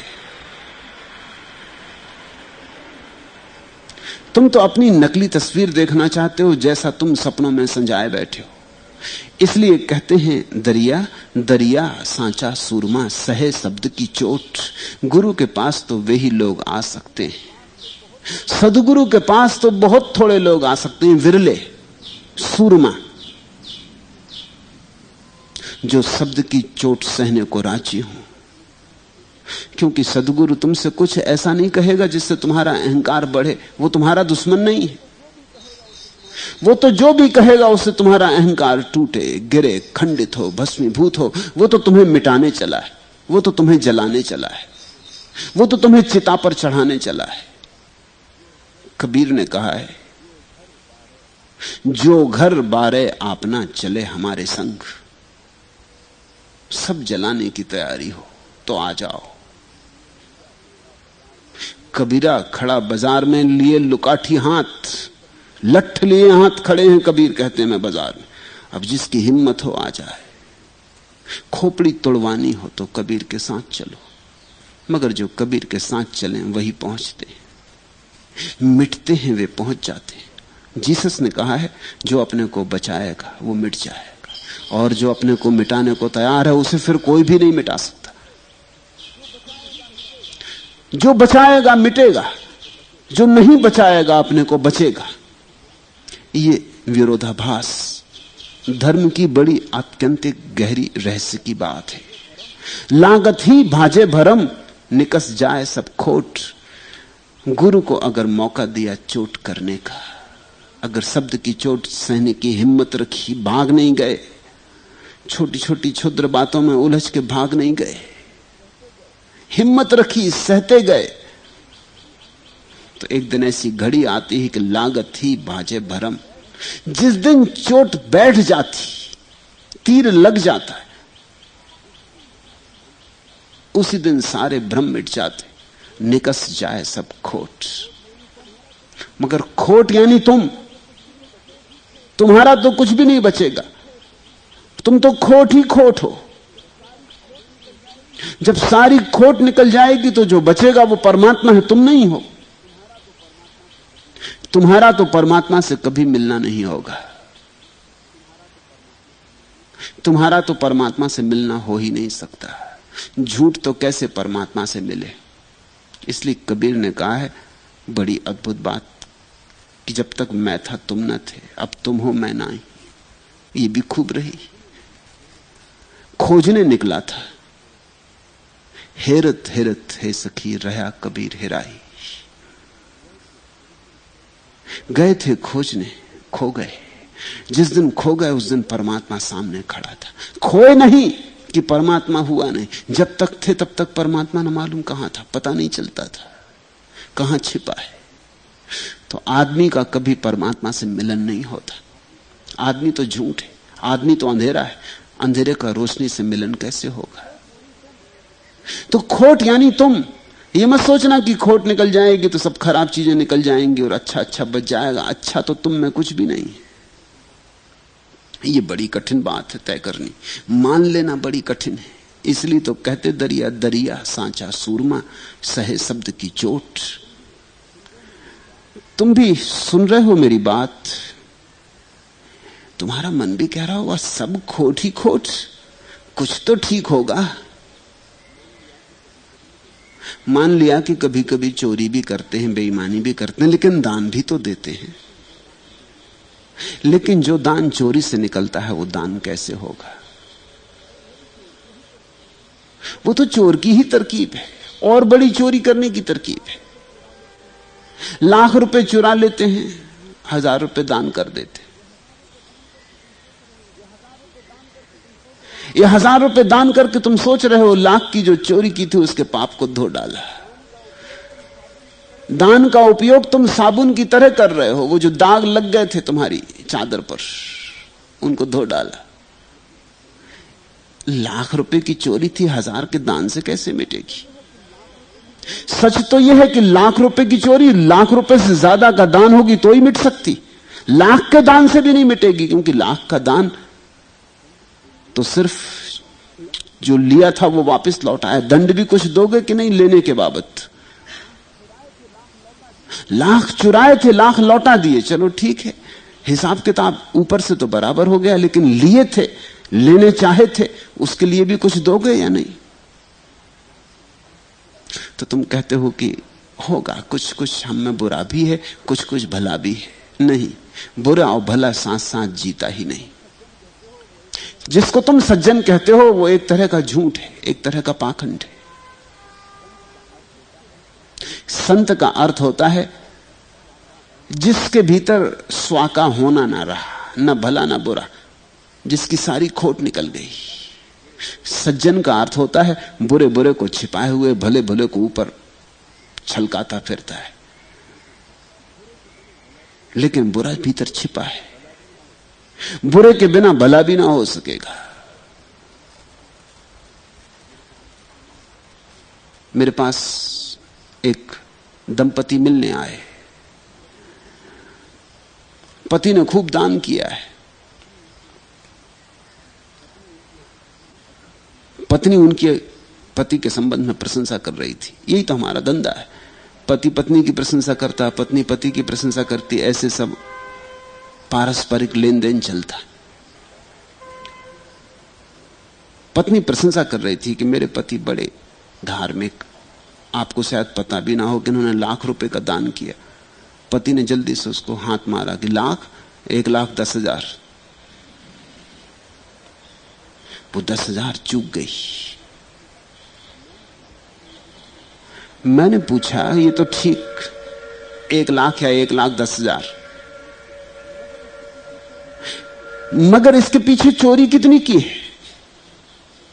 वो तो नाराज हो गए, वो तो फिर दोबारा नहीं आए, क्योंकि वो आए थे मुझसे सुनने कि मैं उनको एक प्रमाण पत्र दूं कि आप महादानवीर हैं। वो मेरे पास लाए भी थे अपनी एक किताब जिसमें उन्होंने और महात्माओं के प्रमाण पत्र इकट्ठे किए हुए थे कि फला महात्मा ने ऐसा कहा, फला महात्मा ने ऐसा कहा। वो इसी के लिए आए भी थे। इतना ही प्रयोजन था उनका कि मैं 2 शब्द कह दूं, लिख दूं उनकी किताब पर। वो सज्जन जैन हैं और इरादा रखते हैं कि अगले कल्प में पहले तीर्थंकर होंगे। मुझे चिट्ठी लिखी थी आने के पहले, तो उसमें यह लिखा था कि मेरी सारी योजना एक ही है कि जब अगली सृष्टि होगी तो मैं पहला तीर्थंकर। उसके लिए मैं सब तरह के तप कर रहा हूं, व्रत कर रहा हूं, दान कर रहा हूं। मैंने इसलिए उनको बुला भी भेजा था कि जरा देख तो लूं पहला तीर्थंकर अगली सृष्टि में कौन होने जा रहा है। वो 1,10,000 दान किए, खूब सस्ते तीर्थंकर होना चाहते। मैंने उनसे पूछा चोरी कितनी की थी, ये लाख आए कहां से, ये किस अपराध के कारण दान करना पड़ा। वो तो बेचैन हो गए, वो तो आए थे प्रमाण पत्र लेने, उनको तो पसीना आने लगा। मैंने कहा उस संबंध में कुछ कहें कि लाख आए कहां से, लेकर आए थे जब पैदा हुए थे, लाए तो नहीं थे, यहीं किसी से छीने झपटे होंगे। कितने छीने झपटे थे, क्योंकि ऐसा मुझे नहीं दिखाई पड़ता कि तुमने जितने छीने झपटे थे पूरे दे दिए होंगे। नाराज फिर दोबारा नहीं आए। सच की चोट सहने की हिम्मत नहीं होती। दरिया सांचा सूरमा सहे शब्द की चोट, लागत ही भाजे भरम निकस जाए सब खोट। ये सब हमारे दान पुण्य रुस्बतें हैं। मैंने सुना एक महिला ने एक मंत्री को फोन किया और बोली कुछ सप्ताह पहले मैं आपके पास सोई थी, मैं आपको ब्लैकमेल नहीं कर रही हूं, लेकिन क्या आप मेरे घर एक फ्रिज भिजवा सकते? मंत्री महोदय ने बहुतेरा सोचा, लेकिन उन्हें कुछ भी याद नहीं आया कि ये औरत कौन है। फिर भी गले में पड़ी बला उतारने के लिए उन्होंने उसे एक फ्रिज भिजवा दिया। वक्त के साथ महिला की मांगें बढ़ती चली गई। कभी वह कीमती हार की फरमाइश करती, कभी 2-4 हजार रुपए नगद की। आखिर जब एक दिन उसने मोटर कार की मांग की तो मंत्री जी ने तंग आकर पूछ लिया कि आप आखिर हैं कौन और मेरे साथ कहां और कब सोई थी? महिला ने उत्तर दिया, 3 महीने पहले विज्ञान भवन में एक सम्मेलन हुआ था। आप और मैं साथ साथ बैठे थे। एक निहायत बोर भाषण के दौरान आप भी बैठे बैठे सो गए थे और मैं भी सो गई थी।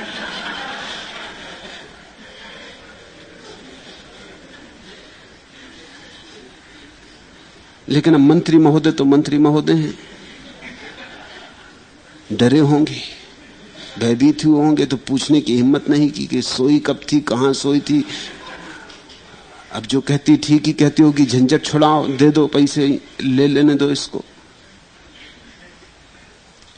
तुम्हारे दान पुण्य बस ऐसे ही हैं, इधर पाप किए चले जाते, उधर थोड़ा पुण्य किए चले जाते। तुम किसे धोखा दे रहे हो? भय के कारण कि हो ना हो कहीं परमात्मा हो ही ना, कहीं हो ना हो कर्म का सिद्धांत सही ही ना हो ना हो नरक स्वर्ग हो। तो कुछ इंतजाम कर लो, कुछ व्यवस्था कर लो, उसकी भी फिक्र रख लो। थोड़ा हाशिए में उसके लिए भी कुछ करते जाओ। जिंदगी की पूरी किताब पर तो जो लिखना है सो लिखो, मगर हाशिए में थोड़ा आगे पीछे का भी हिसाब करते जाओ। हाशिया है तुम्हारा पुण्य और तुम्हारा त्याग और तुम्हारा धर्म और तुम्हारी प्रार्थना और तुम्हारी पूजा। ये तुम्हारी जिंदगी नहीं है। ये तुम्हारी जिंदगी से पैदा हुए अपराध भाव के लिए किसी तरह अपने को समझाने की सांत्वना है। इसलिए तुमसे मैं कहना चाहता हूं, तुम तो खोट ही खोट हो। अगर गौर से देखोगे तो खोट ही खोट पाओगे। इसलिए तो आदमी भीतर नहीं देखता, डरता है कि इतनी खोट दिखाई पड़ेगी तो फिर जीऊंगा कैसे, फिर चलूंगा कैसे एक कदम जब इतनी खोट दिखाई पड़ेगी, बोलूंगा कैसे, उठूंगा कैसे, श्वास कैसे लूंगा जब इतनी खोट दिखाई पड़ेगी। इसलिए आदमी भीतर नहीं देखता, आदमी अपने से बचता रहता, अपने आमने सामने नहीं आता। तुम अपने ही आमने सामने आ जाओ तो राज खुल जाए, तो रहस्य खुल जाए। तुम एक बार अपने को ही आमने सामने देख लो तो कुछ और बचता नहीं जानने को। किसी शास्त्र में जाने की जरूरत नहीं, अपना आमना सामना हो जाए तो तुम खोट ही खोट पाओगे। और उस दर्शन में ही कि खोट ही खोट है, तुम्हारे जीवन में अतिक्रमण शुरू होता है। तो फिर खोट से बचने का सवाल नहीं है कि कुछ पुण्य कर लो, कुछ त्याग कर दो। खोट को आमूल जड़ से ही तोड़ देने का सवाल है। ये खोट कहां से उठती, उस जड़ को ही काट देना है। नहीं तो पत्ते काटते रहते हैं हम। एक पत्ता दान कर दिया, मगर एक पत्ता कटा कि 4 पत्ते निकल आते। वृक्ष समझता है कलम कर रहे हो और पत्ते घने हो जाते। जड़ काटनी होती, जड़ यानी अहंकार। दान पुण्य से कुछ भी ना होगा, त्याग तपश्चर्या से कुछ भी ना होगा। अगर अहंकार भीतर मौजूद है तो तपश्चर्या से भी अहंकार मजबूत होगा और त्याग से भी मजबूत होगा और पुण्य से भी अहंकार ही भरेगा। ये सब पुण्य, त्याग, तपश्चर्या सब पानी बन जाएंगे उसी अहंकार की जड़ को और उसे मजबूत करेंगे।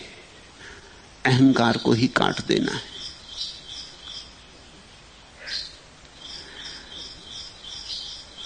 सभी कटक सूरा नहीं, कटक मां ही कोई सूर। दरिया पड़े पतंग ज्यों जब बाजे रणतूर। फौज में सभी सैनिक बहादुर नहीं होते, सभी कटक सूरा नहीं। कटक मां ही कोई सूर। बड़ी बड़ी फौजों में कभी एकाध कोई सूरमा होता है। किसको कहते हो सूरमा, किसको कहते बहादुर? हजारों लाखों की भीड़ में कभी कोई एकाध आदमी धार्मिक होता है। करोड़ों में कभी कोई एक आध आदमी इतनी हिम्मत करता है मिटने की, विसर्जित होने की, शून्य हो जाने की। किसको कहते हैं दरिया सूरमा? दरिया पड़े पतंग ज्यों जब बाजे रंतूर। जैसे दिया जले और पतंग दौड़ के आग में उतर जाए कि जब रणभेरी बजे तो भय ना उठे और सूरवीर युद्ध में पहुंच जाए। ऐसा हुआ। बुद्ध एक गांव में ठहरे थे। उस गांव का बड़ा प्रसिद्ध हाथी था राजा का। वो बूढ़ा हो गया था। सारी राजधानी उस हाथी को प्रेम करती थी। उसमें बड़े गुण थे, बड़ा बुद्धिमान था और उसकी बड़ी जीवन की यश गाथाएं थी। बड़े युद्ध उसने लड़े थे और बड़े युद्ध उसने जीते थे और राजा को उसने अनेक अनेक कठिनाइयों में युद्ध के मैदान पर बचाया था। राजा पर उसकी बड़ी बड़ी सेवाएं थी, तो उसकी बड़ी प्रतिष्ठा थी नगर में। वो एक दिन गया था तालाब पर पानी पीने और कीचड़ में फंस गया। बूढ़ा हो गया था, शिथिल गात, निकल ना सके। जितनी चेष्टा करे निकलने की कीचड़ से उतना फंस जाए। अब हांसी बजनी, घबरा के बैठ गया कीचड़ में। राजा महल खबर पहुंची। उस हाथी का जो बूढ़ा महावत था वो तो कभी का अवकाश प्राप्त हो गया था। नए महावत भेजे गए। उन्होंने उसे बड़े भाले छोंके, उसे बड़ा सताया, निकालने की कोशिश की, लेकिन बूढ़ा तो वैसे ही बूढ़ा था। इनकी चोट और मारपीट में और शिथिल हो गया, मरणासन हो गया और कीचड़ में गिर गया। निकलने का कोई उपाय ना दिखाई पड़े। फिर तो स्वयं राजा गया। उस बूढ़े आंसू के आंखों से आंसू बह रहे। वो बूढ़ा हाथी अपनी दयनीयता पर पीड़ित हो रहा होगा। बड़े युद्धों में लड़ा था, पहाड़ों से जूझ जाता था। आज ये दशा हो गई, इस छोटी सी कीचड़ से नहीं निकल पा रहा है। उसकी आंख से आंसू बह रहे। राजा भी बहुत दुखी हो गया। फिर उसे याद आई, इसके पुराने महावत को बुलाओ, उस बूढ़े को खोजो, कहां है। शायद वो कुछ जानता हो, वो इसके साथ जिंदगी भर रहा, उसे कुछ राज पता हो। वो बूढ़ा आया। सारा राजधानी इकट्ठी हो गई थी। बुद्ध के शिष्य भी इकट्ठे हो गए। वहां पास ही बुद्ध ठहरे थे।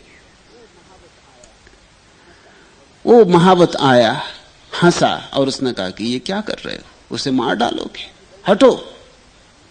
और उसने कहा कि बैंड बाजे लाओ, युद्ध का नगाड़ा बजाओ। और किनारे पर रख के उसने युद्ध का नगाड़ा बजवाया। युद्ध का नगाड़ा बजना था कि हाथी एक छलांग में बाहर आ गया। एक क्षण की देर ना लगी। सूरमा था। उस क्षण में भूल गया जब नगाड़ा बजा कि मैं बूढ़ा हूं, भूल गया कि कमजोर। फिर जवान हो गया। हम उतने ही जवान होते हैं जितनी हमारी हिम्मत होती। हम उतने ही युवा होते हैं जितनी हमारी हिम्मत होती। हिम्मत से आदमी बूढ़ा होता, युवा होता। उसके साहस पर चोट लगी। ये तो उसने कभी सहा ही नहीं था। युद्ध के बाजे बज जाएं और वो रुका रह जाए। वो मर भी गया होता तो शायद निकल आता कीचड़ से। बुद्ध के शिष्यों ने आके बुद्ध को कहा, भगवान एक अपूर्व चमत्कार देखा। बुद्ध ने कहा, अपूर्व कुछ भी नहीं, तुम में भी मेरी पुकार सुनकर वे ही निकल पाएंगे जो सूरमा है। यही तो मैं भी कर रहा हूं, ना समझो। तुम कीचड़ में फंसे हो और मैं रणभेरी बजा रहा हूं।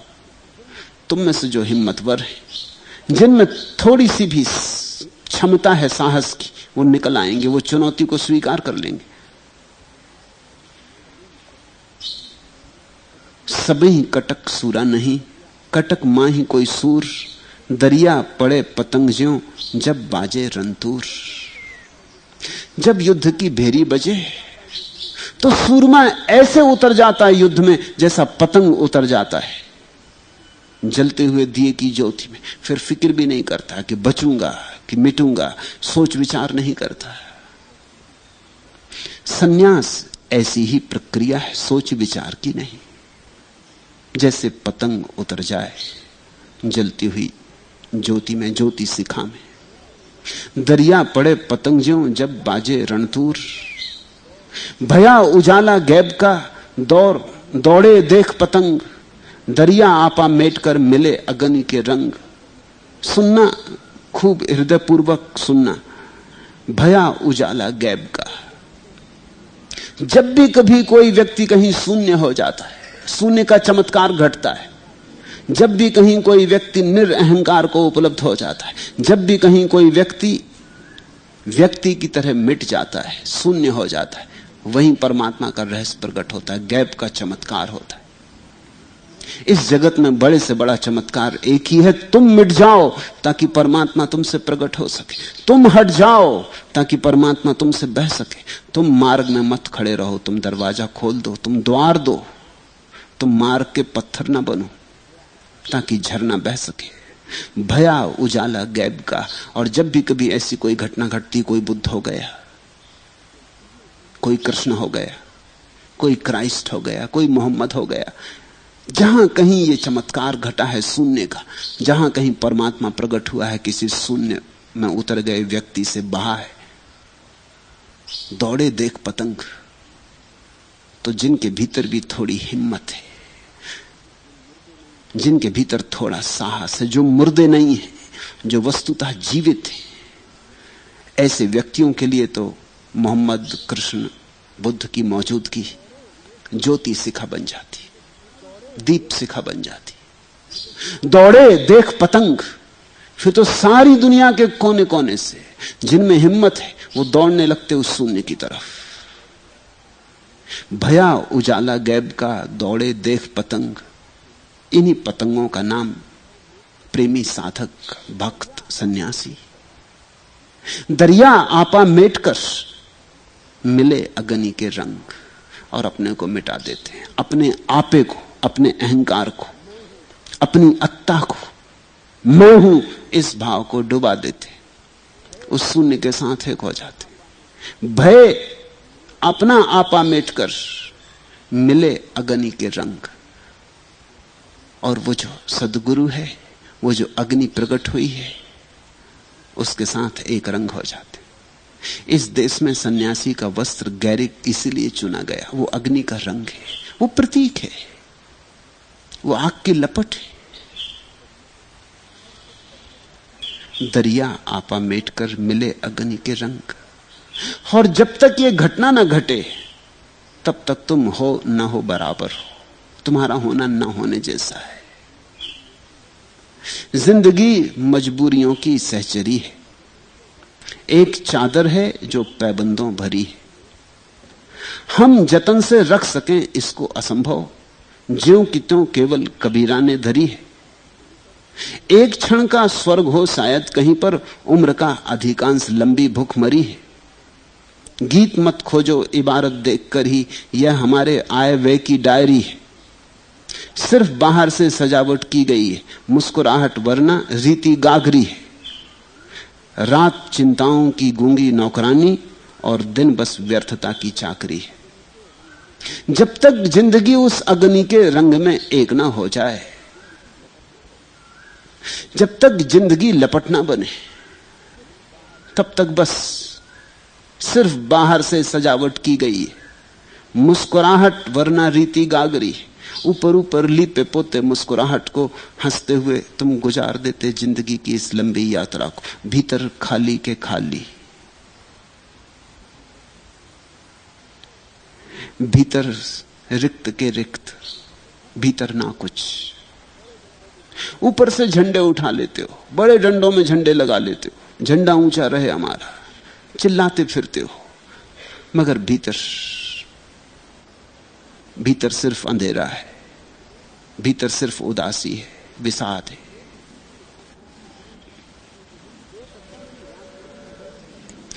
बेकसों की रात होगी, मुख्तसर सुनते तो हैं, एक समय है हब्स का ये, क्यों निजामे दहर में। कोई दिलवाला छुड़ाए उनको दस्ते जबर से, हो गया सूरज का अगवा रात के एक शहर में। कहीं ऐसा ना हो आवाज कफन को तरसे, ऊंची दीवारों से टकरा के सदा खो जाए। मसलहत जब्त की जंजीर लिए बैठी है, जबर इतना ना करो कि दिल पे बेहोश हो जाए। मुझे एहसास अपनी बेबसी का लेके डूबेगा, कहीं सुराख एक देखा है अब अपने सफीने में। किसी ने जिंदगी में खौफ के वे बीज बो डाले हैं, जो जिनसे जहर के पौधे उगेंगे मेरे सीने में। हमारी जिंदगी की नाव में एकाध छेद हो ऐसा भी नहीं, छेद ही छेद है। हमारी ये जिंदगी की नाव छेदों से जुड़ के बनी है। मुझे एहसास अपनी बेबसी का लेके डूबेगा, कहीं सुराख एक देखा है अब अपने सफीने में। हम देखते नहीं सुराख अपनी नाव में, कभी एक आध दिखता भी है तो जल्दी से हम उसे ढांक देते, कोई और ना देख ले, जैसे कि सुराख देखने से कुछ बड़ा होगा कि छोटा होगा, जैसे कि सुराख न देखा जाएगा तो सुराख भर जाएगा। जिंदगी में सुराख हो तो देखना, गौर से देखना और खोजना, क्योंकि सुराख अकेले नहीं होते, उनके भी समुदाय होते। और जो आदमी गौर से देखेगा, अब देखेगा ये पूरी नाव ही सुराखों से भरी। इस नाव में कभी किसी ने कोई भवसागर की यात्रा नहीं की है, डूबा है सिर्फ।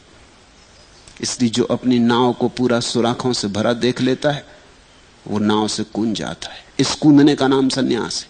वो तैरने पर भरोसा करता है, वो कहता है अपने से ही उतर जाएंगे, अब ये नाव तो डूबने ही वाली, इस नाव में रहे तो हम भी डूबेंगे। मुझे एहसास अपनी बेबसी का लेके डूबेगा, कहीं सुराख एक देखा है अब अपने सफीने में। किसी ने जिंदगी में खौफ के वो बीज डाले हैं, वो जिनसे जहर के पौधे उगेंगे मेरे सीने में।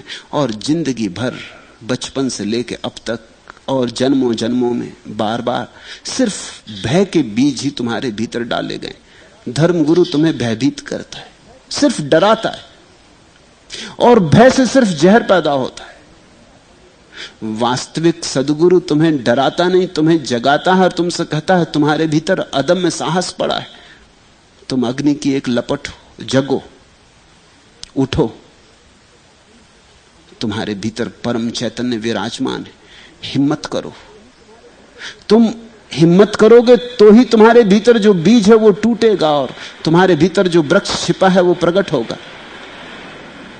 भया उजाला गैब का, दौड़े देख पतंग। और कहीं अगर तुम्हें गैब का उजाला दिखाई पड़े, कहीं अगर तुम्हें शून्य में पूर्ण दिखाई पड़े, कहीं तुम्हें अगर मालूम पड़े कि कोई व्यक्ति मिट गया है और उसकी जगह परमात्मा बहना शुरू हुआ है, तो फिर रुकना मत, फिर हिसाब किताब मत लगाना। दौड़े देख पतंग, तब तुम पतंगे हो जाना, तुम पतंगे जैसे दीवाने हो जाना, ताकि तुम इस मौके से चूक ना जाओ। ये द्वार तुम्हारे लिए द्वार बन जाए। दरिया आपा मेट कर मिले अग्नि के रंग। अपने अहंकार को छोड़कर अग्नि के रंग में डूब जाना, एक हो जाना, तो खोट ही जलेगी। याद रखना, तुम जलोगे ये सच है, तुम जो कि झूठ हो, और तुम्हारे भीतर जो सत्य है वो तो जल नहीं सकता। जब आग में हम सोने को फेंकते हैं तो कचरा ही जलता है, सोना बच जाता है। सोना निखर के बचता है, कुंदन होकर बचता है, शुद्ध होकर निकल आता है। तो तुम्हारे भीतर जो खोट है वो जल जाएगी। अहंकार जल जाएगा, लोभ जल जाएगा, भय जल जाएगा, क्रोध, काम, मत्सर जल जाएगा। तुम्हारे भीतर शुद्ध सोना बचेगा। उस शुद्ध सोने का नाम ही परमात्मा है। आत्मा बचेगी, अहंकार जल जाएगा। दरिया प्रेमी आत्मा राम नाम धन पाया, निर्धन था धनवंत हुआ भूला घर आया। दरिया प्रेमी आत्मा राम नाम धन पाया। ऐसे प्रेम से ही, ऐसे पागल प्रेम से जैसा पतंगे का होता है ज्योति शिखा से, ऐसे पागल प्रेम से ही राम नाम का धन मिलता है। ऐसे पागल प्रेमी पर ही धन की वर्षा होती, छप्पड़ तोड़ के धन बरसता है। राम नाम धन पाया, दरिया प्रेमी आत्मा। सिर्फ प्रेमी आत्माओं ने राम नाम का धन पाया है। न भय न लोभ, प्रेम। भयभीत आदमी प्रेम नहीं कर सकता, लोभी भी प्रेम नहीं कर सकता। लोभी की नजर किसी और बात पर अटकी होती, प्रेम पर तो होती नहीं। अगर लोभी जाके भगवान से प्रार्थना भी करता है तो वो कहता है कि देखो इस बार लॉटरी का नंबर दिलवा देना, देखो इस बार चूक ना हो जाए, इतनी प्रार्थना कर रहा हूं, ख्याल रखना, इतना सिर फोड़ रहा हूं तुम्हारे द्वार पर, दरवाजे पर, इतनी नाक घसीट रहा हूं, इसका सब हिसाब रखना, अब तो दया करो। लोभी परमात्मा के सामने खड़े होकर भी कुछ और मांगता है, परमात्मा को नहीं मांगता। परमात्मा को किसको पड़ी है? परमात्मा का क्या करोगे? परमात्मा तो अगर ये भी कहे कि चलो तू इतना मांगता है तो मैं आया जाता हूं तेरे पास, तो तुम कहोगे महाराज वैसी दिक्कत में हूं, अब आप और आ जाएं तो और एक झंझट, आप कृपा करें लॉटरी दिलवाएं, इतना ही काफी है, आप कष्ट ना करें आने का, आपको लेके और क्या करेंगे? बाल बच्चे ही तो पल नहीं रहे, और सफेद हाथी घर के सामने बांध के क्या करना? आप कृपा करें, मुझ गरीब से आपकी सेवा ना हो सकेगी, मुझे तो सिर्फ लॉटरी दिलवा दे, मैं तो छोटे से राजी हूं, इतना बड़ा तो आप बड़े बड़े महात्माओं के पास जाएं, मैं तो छोटा मोटा आदमी हूं। परमात्मा तो कोई मांगता भी नहीं, लोभी मांग भी नहीं सकता, कुछ और मांगता है। प्रेमी ही परमात्मा को मांगता है, उसका ना कोई लोभ है ना भय है, ना तो वो नरक से डरा हुआ है, ना स्वर्ग का कोई उसे आयोजन है, ना कोई प्रयोजन। वो कहता तुमसे लग जाए, लगाओ, बस तुम्हारी चाहत एकमात्र चाहत हो जाए, सब हो गया। वो कहता न स्वर्ग चाहिए न नरक का भय है मुझे। भक्तों ने तो कहा है हमें मोक्ष भी नहीं चाहिए, क्या करेंगे मोक्ष का? बस तुम्हारे चरण मिल जाएं, तुम्हारे चरणों में लग जाए चित्त, बस इतना काफी है, तुम्हारे दर्शन हो जाएं, तुम मिले तो सब मिला। दरिया प्रेमी आत्मा राम नाम धन पाया, निर्धन था धनवंत हुआ, भूला घर आया। एक ही धन है इस जगत में, वो परमात्मा है, उसको छोड़ के हम और सब खोजते हैं, इसलिए हम दरिद्र के दरिद्र ही बने रहते हैं।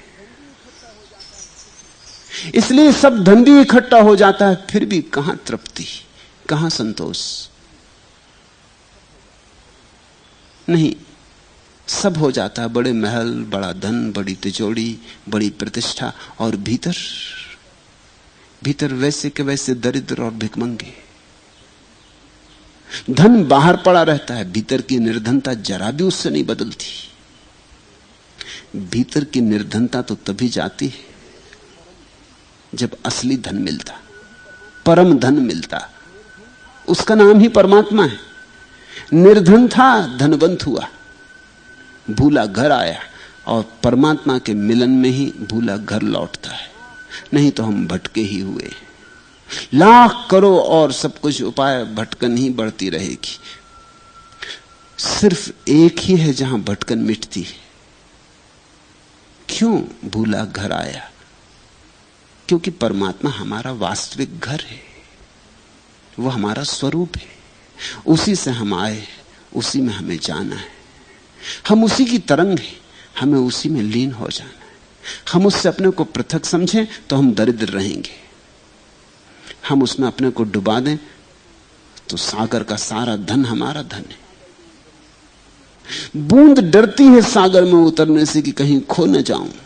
खो तो जाएगी सच, डर भी ठीक है, लेकिन खोने से ही तो सागर बनेगी, इसलिए डर ठीक भी नहीं है। मिटने से ही तो कोई पाता है। निर्धन था धनवंत हुआ, भूला घर आया, सूर न जाने कायरी, सूरा तन से हेत।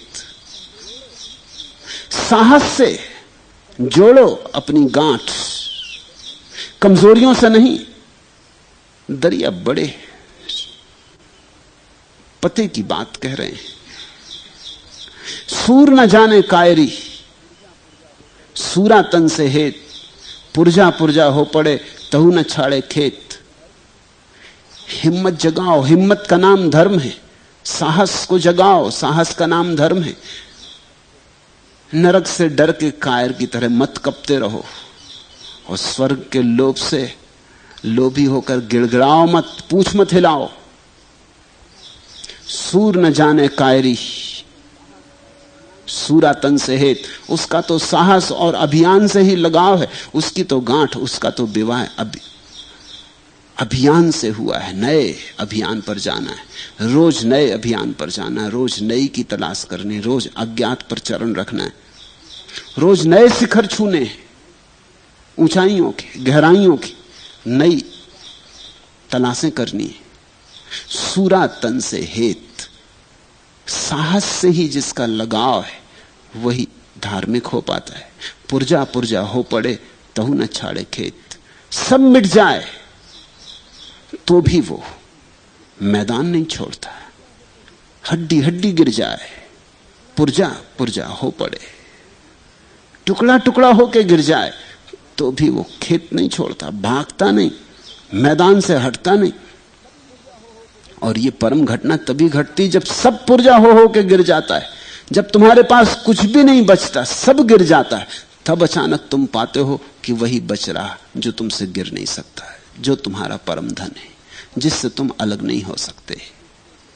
सब कट के गिर जाता है, तब जो शेष रह जाता है वही परमात्मा है। दरिया सो सूरा नहीं जिन देह करी चकचूर, मन को जीत खड़ा रहे मैं बलिहारी सूर। और दरिया कहते हैं, उसकी हम बात नहीं कर रहे हैं, गलती मत समझ लेना। दरिया सो सूरा नहीं जिन देह करी चकचूर, ये कोई शरीर की बहादुरी की बातें नहीं हो रही। तो दरिया कहते हैं भूल मत कर लेना, हम ये नहीं कह रहे हैं कि तुम जाके युद्ध के मैदान पर लड़ो और तुम्हारा शरीर कट कट के गिर जाए तो तुम कुछ बहादुर हो गए। ये कोई बड़ी बहादुरी नहीं, ये तो फिर अहंकार में ही, अहंकार की ही सेवा है। दरिया सो सूरा नहीं जिन देह करी चकचूर, मन को जीत खड़ा रहे मैं बलिहारी सूर। ये तो भीतर के युद्ध की, भीतर के संग्राम की बात हो रही।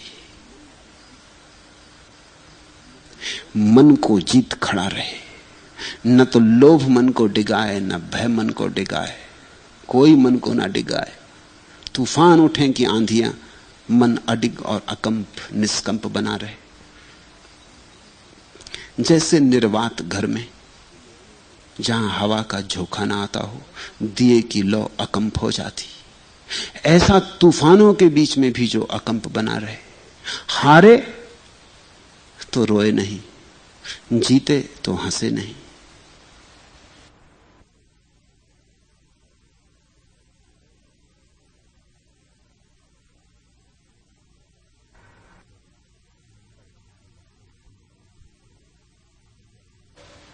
सफलता मिले तो गर्व ना उठे, पराजय हो जाए तो दीनता ना पकड़े।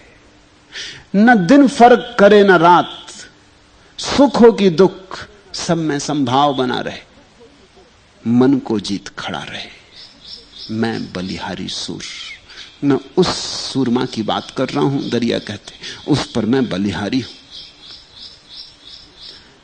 ये धर्म के रास्ते पर जो पहला गुण है साहस है।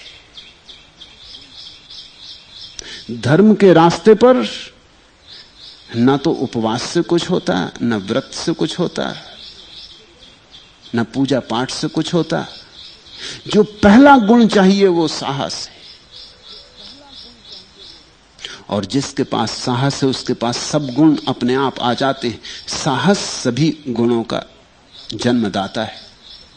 और जिसके पास साहस नहीं है, भयभीत है जो, उसके भीतर सब दुर्गुण आ जाते हैं। भय दुर्गुणों का स्रोत है। तुमने देखा नहीं, जब तुम झूठ बोलते हो तो झूठ क्यों बोलते हो? भय के कारण। तुमने देखा नहीं, जब तुम चोरी कर लेते हो तो चोरी क्यों कर लेते हो? भय के कारण। भयभीत हो कि पैसा पास में नहीं है, कैसे जीऊंगा, और 1000 रुपए पड़े दिखाई पड़ गए, उठा लेते हो। झूठ बोल देते हो क्योंकि डरते हो कि अगर सच बोला पकड़ा गया बेइज्जती होगी, तो झूठ बोल देते हो। ख्याल करना, तुम्हारे जीवन की सारी दुर्गुणों की जड़ तुम भय में पाओगे या लोभ में पाओगे। वो एक ही सिक्के के दो पहलू हैं।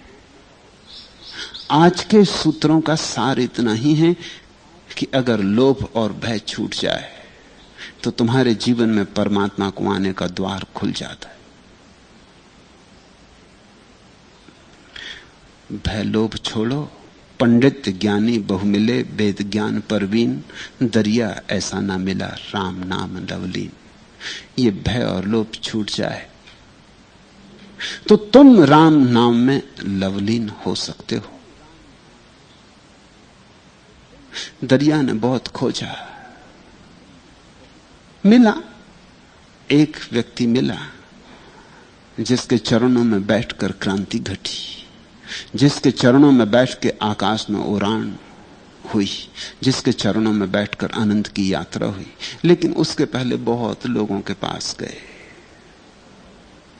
तरह तरह के लोग मिले, उनकी बड़ी कुशलताएं थी, उनके बड़े गुण थे, लेकिन असली बात नहीं थी। भीतर का दिया बुझा था। सद्गुरु को खोजो, और जहां कहीं तुम्हें किसी व्यक्ति में भीतर का दिया जलता हुआ दिखाई पड़ जाए तो फिर लाज संकोच ना करना, फिर भय विचार में ना पड़ना, फिर तो पागल पतंग की भांति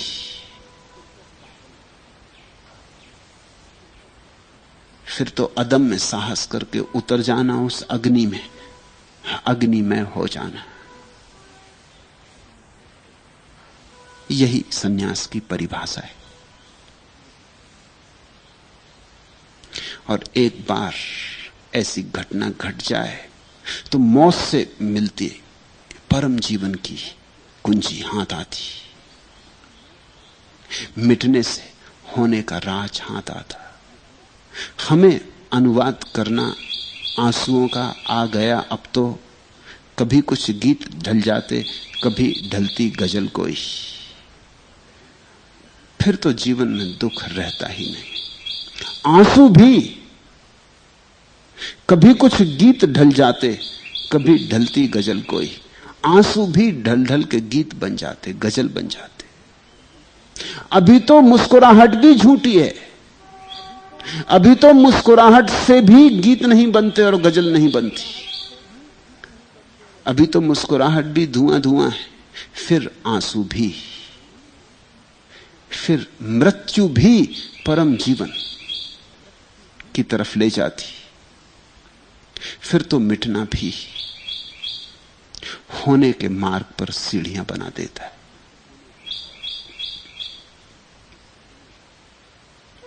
भया उजाला गैब का दौड़े देख पतंग, दरिया आपा मैट कर मिले अगनी के रंग। दरिया प्रेमी आत्मा राम नाम धन पाया, निर्धन था धनवंत हुआ भूला घर आया। भूले हो अभी घर आओ, निर्धन हो अभी धनवान बनो। बाहर मत खोजो इस धन को, इस धन का खजाना तुम्हारे भीतर पड़ा है।